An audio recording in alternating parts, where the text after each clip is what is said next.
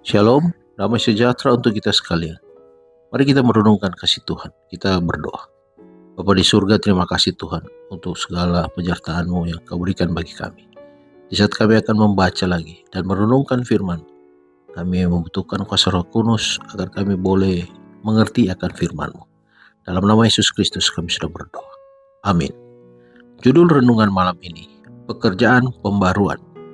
Ayat renungan diambil dari kitab Yohanes pasal 3 ayat 20. Firman Tuhan berkata, sebab barang siapa berbuat jahat, membenci terang, dan tidak datang kepada terang itu, supaya perbuatan-perbuatan yang jahat itu tidak nampak.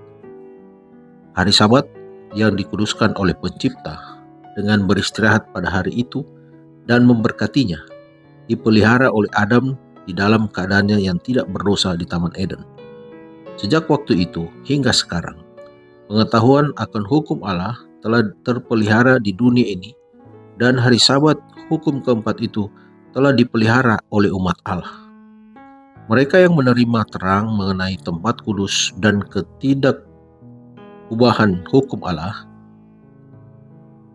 dipenuhi dengan sukacita dan kekaguman, sementara mereka melihat keindahan keselarasan sistem kebenaran yang dibukakan kepada pengertian mereka.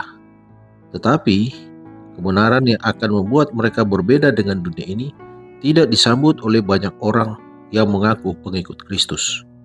Dan mereka yang tidak menyelidiki Alkitab itu untuk diri mereka sendiri akan puas menerima kesimpulan yang sesuai dengan keinginan mereka. Mayoritas pengikut Miller menolak kebenaran mengenai tempat kudus dan hukum Allah, dan banyak juga yang tidak percaya kepada pergerakan Advent.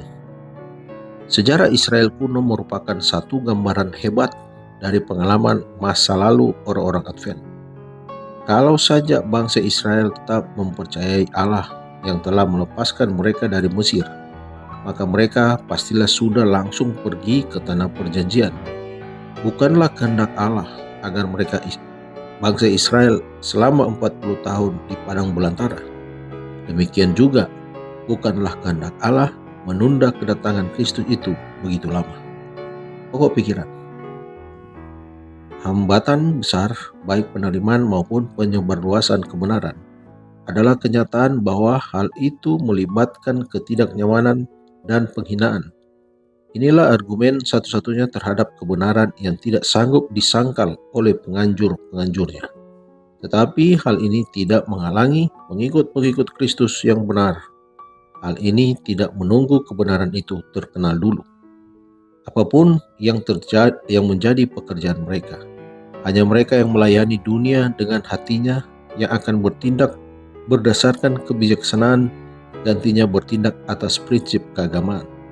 Kita harus memilih yang benar karena itu adalah benar, dan menyerahkan segala konsekuensinya kepada Allah. Dikutip dari buku Alfa dan Omega jilid 8 halaman 480. Pelajaran malam ini, mayoritas itu selalu memilih jalan yang paling sedikit rintangan, lebih suka menyenangkan diri sendiri daripada Allah. Mari berdoa. Bapa di surga, terima kasih Tuhan, kami diingatkan ketika kami membaca akan firman-Mu, biarlah ada pembaharuan dalam kehidupan kami.